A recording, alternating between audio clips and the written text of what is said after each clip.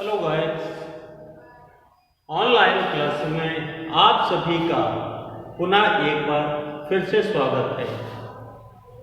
आप लोगों का टॉपिक चल रहा था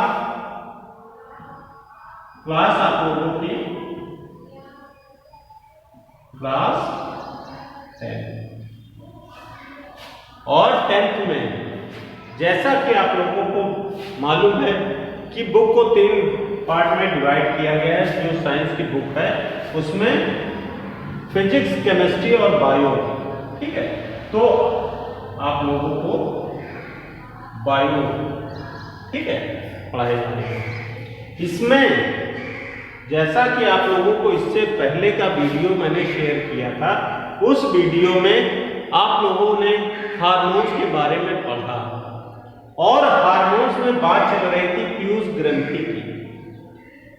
पीयूष ग्रंथि से स्रावित होने वाले जो हार्मोन्स थे, उन हार्मोन्स के बारे में मैंने आप लोगों को डिटेल में बता दिया कि पीयूष ग्रंथि के 3 भाग होते हैं और तीनों भागों से यानी कि अग्र, पश्च और मध्य, तीनों से स्रावित होने वाले हार्मोन्स के बारे में मैंने आप लोगों को इससे पहले के वीडियो में बताया और ये बताया था कि इसके बाद का जो वीडियो होगा, जो आज वीडियो मैं शेयर करूंगा आप लोगों को, उसमें बात चलेगी थायरॉक्सिन, ठीक है, यानी कि थायराइड ग्रंथि की।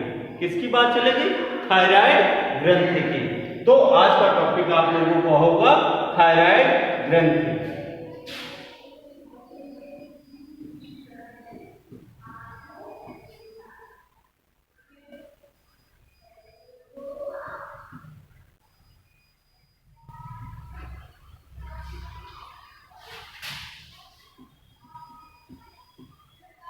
कौन सी ग्रंथि? थायराइड ग्रंथि, ठीक है। इसको कहा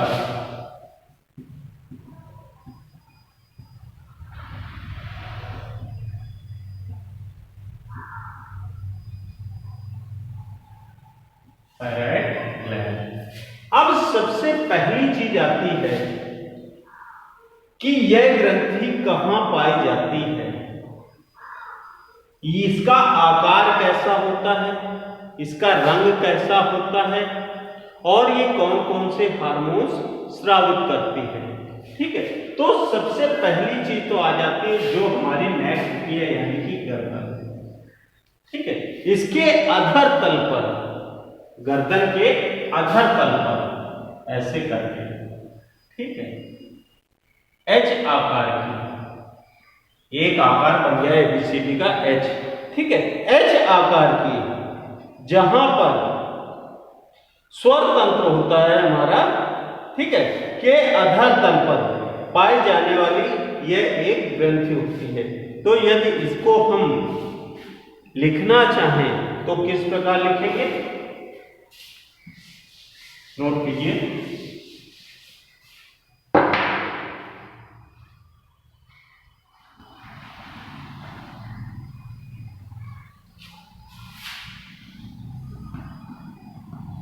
गर्दन व स्वरयंत्र, क्या हो गया? गर्दन व स्वरयंत्र के संयोग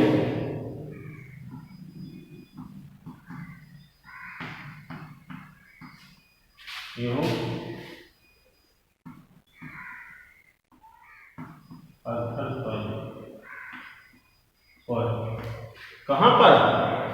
जो हमारा गर्दन में, ठीक है, श्वासनाल और स्वरयंत्र, ठीक है।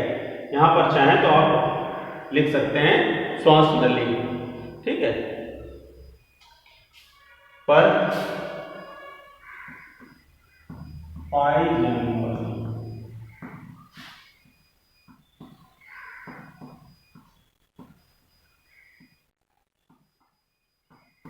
गुलाबी रंग, कैसा रंग है? रंग इसका कैसा है? गुलाबी रंग, ठीक है। कि ये है एच, ठीक है, एबीसीडी का एच। आकार की, किस आकार की? एच आकार की, ठीक है। ग्रंथि है, ये आ जाएगा आपका, ठीक। अब इसके आगे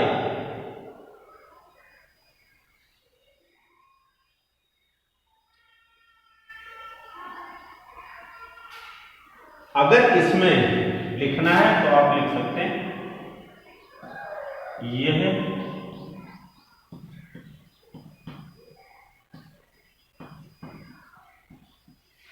यह द्विपालित अंतःस्रावी ग्रंथि ऐसी है, द्विपालित यानी कि दो पालों में बटी हुई। जैसे ये इसकी आकृति एच की है तो एक ये हो गया, एक ये हो गया, ये ऐसे जाके मिल जाती है, ठीक है।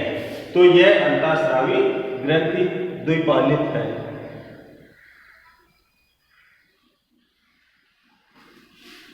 इसका वजन, चलिए ये भी नोट कर लीजिए, इसका वजन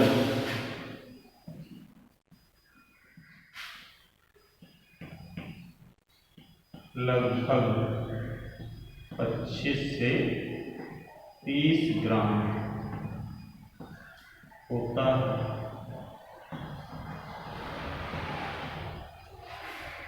कितना होता है? 25 से 30 ग्राम इसका जो वेट होता है वो होता है।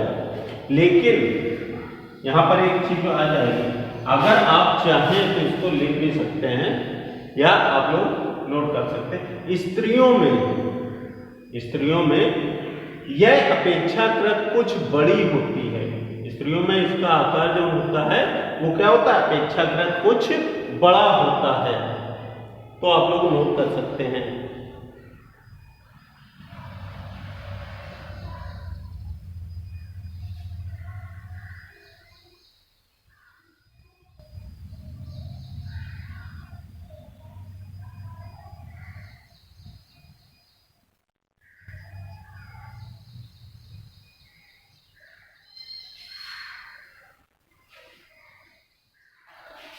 अब इसके आगे लिखिए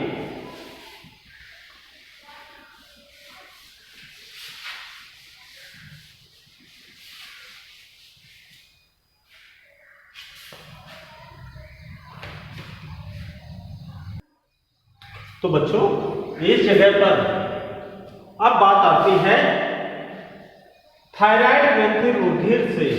थायराइड ग्रंथि जो होती है वो रुधिर से क्या करती है?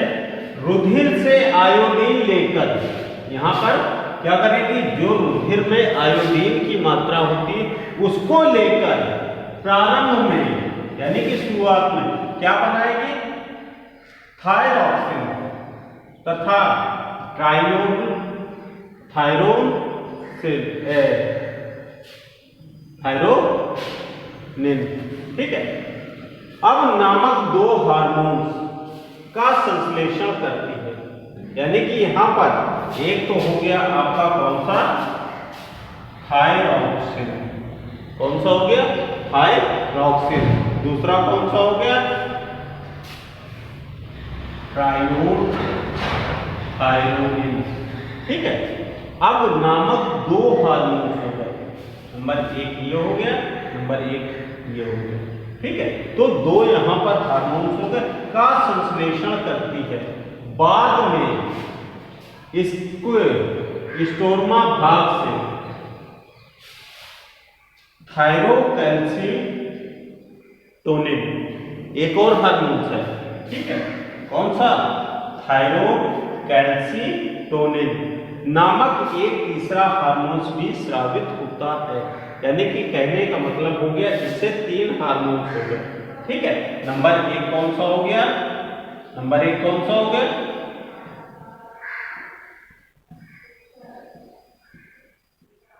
थायरॉक्सिन, ठीक है। कौन हो गया? थायरॉक्सिन। नंबर दो कौन हो गया? ट्रायो दो थायरोनिन। ठीक है, ये हो गया। अब नंबर 3 कौन सा हो गया? थायरोकैल्सिटोनिन। नंबर 3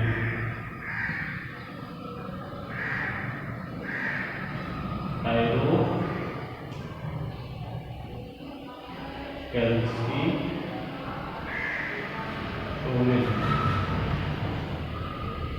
ये 3 हार्मोन्स थायराइड ग्रंथि से स्रावित होते हैं।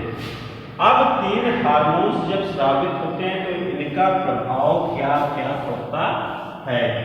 तो नंबर 1 आप लोग हेडिंग डालेंगे थायरॉक्सिन। क्या है? थायरॉक्सिन।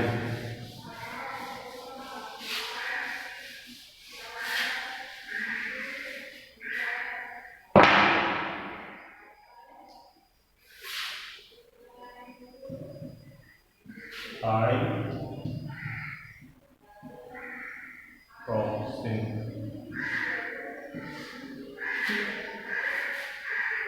देखिए,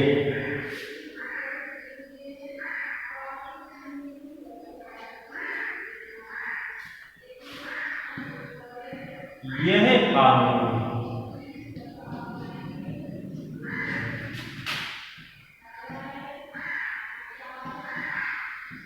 अमीनो अम्ल क्या है? यह हार्मोन अमीनो अम्ल, ठीक है। और कौन सा अमीनो अम्ल?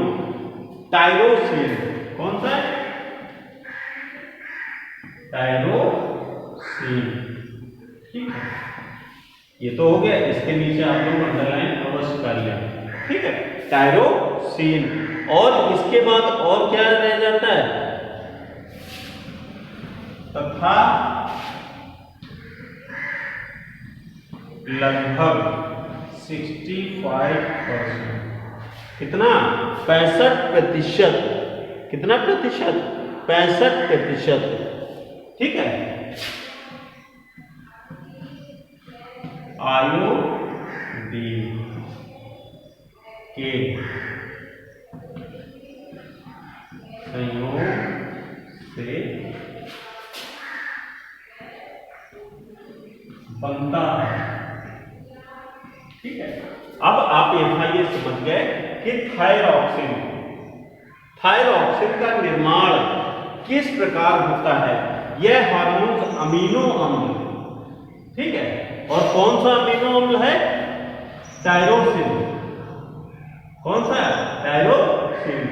अब इसके साथ टायरोसिन तो हो गया, लेकिन साथ में क्या आएगा?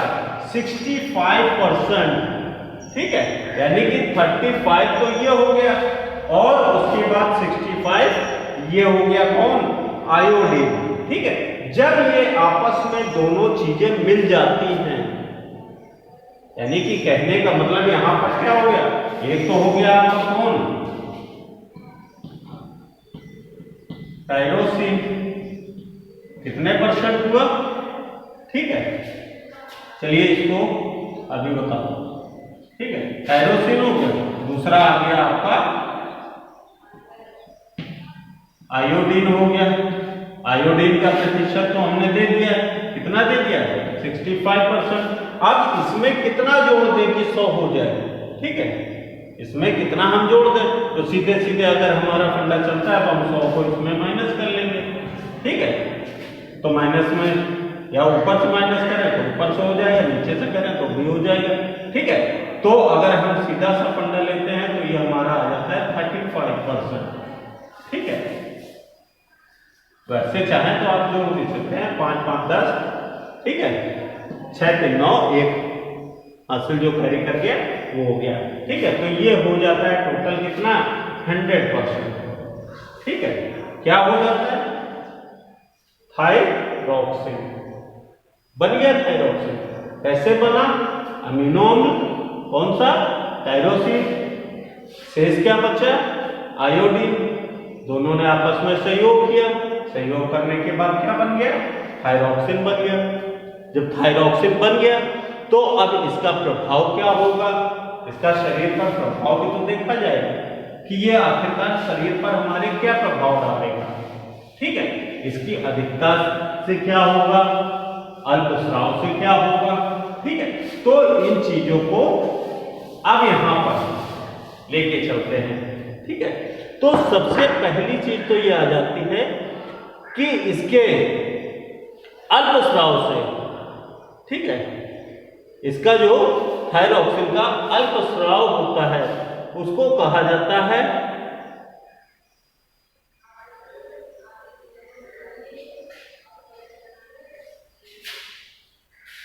पहले चलते हैं इससे उत्पन्न होने वाले रोग जौन है, ठीक है, या इसको अल्पस्राव में कन्वर्ट करते हैं। तो बात चल रही थी बच्चों, ठीक है, इसके अल्पस्राव से, तो इसको यहां पर इंगित कर लिया जाता है। ठीक है, चलिए लिखते हैं इसके अल्पस्राव से। ठीक है, जब इसका स्राव कम मात्रा में होगा तो इससे क्या व्याधियां उत्पन्न होंगी। ठीक है, इसके अल्पस्राव से हाइपो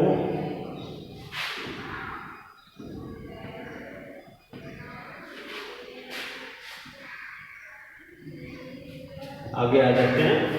ठीक है, हाइपोथायरिज्म, चलिए इसी जगह आ सकता है विजन।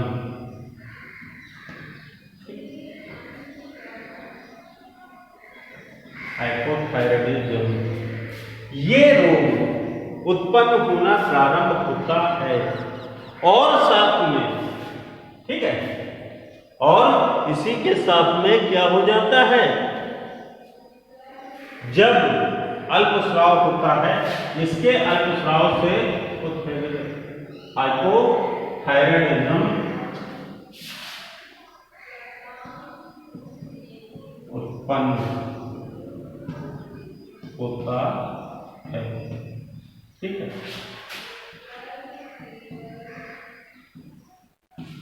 भोजन में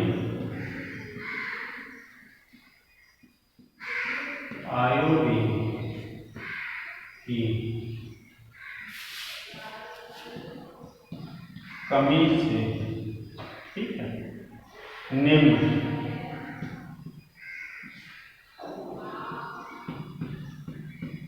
रोग या व्याधियां कहते हैं। ठीक है, रोग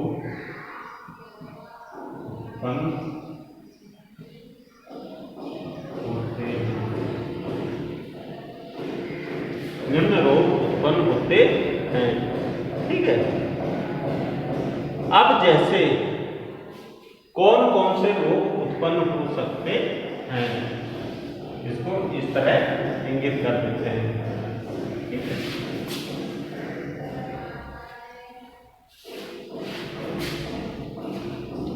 नंबर 1 आ जाते हैं, कौन सा, जड़, आप लोगों ने नाम सुना होगा, जड़ वाहनता। ठीक है, फिर आ जाता है क्या आ गया, मिक्सीडेमा। कौन सा आ गया, मिक्सीडेमा। नंबर 1 ये हो गया, नंबर 2 ये हो गया। ठीक है, अब नंबर 3 आता है हाशिमोटो। ठीक है, एक ये रोग होता है हाशिमोटो, और फिर इसके बाद एक कॉमन रोग होता है जिसको हर एक लोग जानते हैं, घेंगा रोग। तो ये 4 प्रकार के रोग, ठीक है, ये 4 प्रकार के जो रोग हैं ये इससे उत्पन्न होते हैं।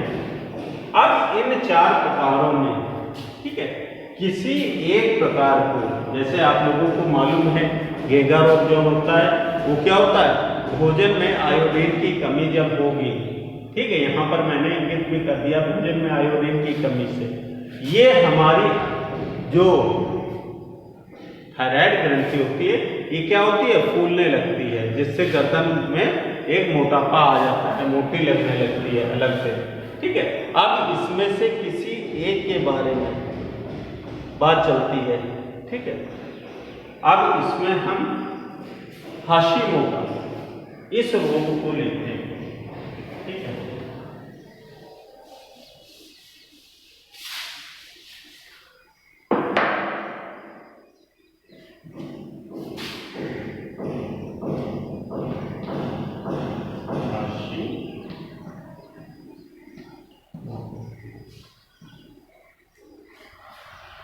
हाशिमोटो। ठीक है, चलिए लिखिए,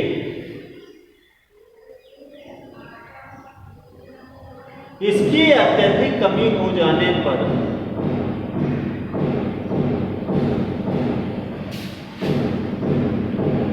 इसकी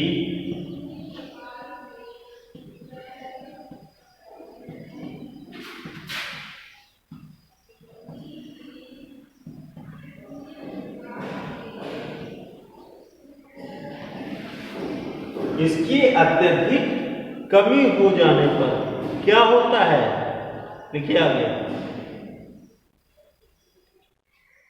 विभिन्न औषधियां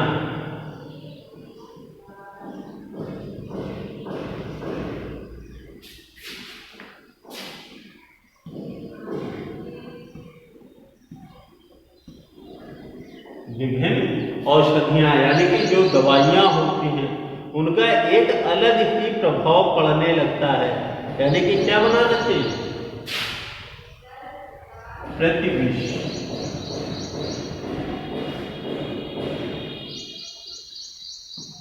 बनाने लगती है, क्या बनाने लगती है, प्रतिविष बनाने लगती है, जिसके कारण क्या होता है, मालूम है, जिसके कारण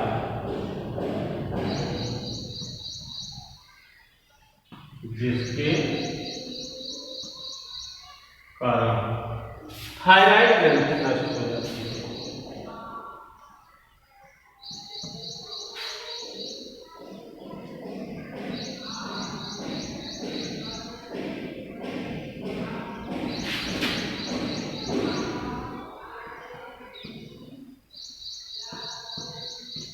जिसके कारण थायराइड ग्रंथि नष्ट हो जाती है।